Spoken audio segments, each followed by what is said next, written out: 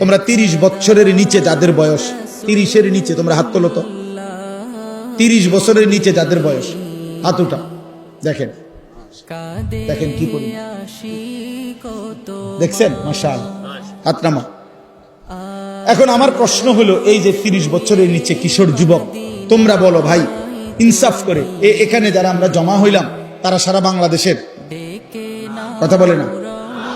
এরা উত্তরবঙ্গের, এরা পার্বত্য চট্টগ্রামের, এরা খুলনা বরিশালের, এখানকার সর্বোচ্চ 20 কিলোমিটার ধরলাম, 30 কিলোমিটার ধরি, 30 কিলোমিটার জায়গার আশেপাশের সন্তান তোমরা, এই না?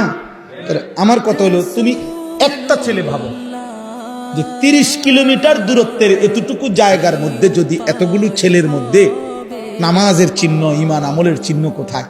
তাহলে একটি এলাকার যদি 30 কিলোমিটার এলাকার মুসলমানের কিশোর যুবকের চরিত্র আখলাক যদি এই পরিমাণ হয়, তাহলে ইসলাম টিকবে কেমনে?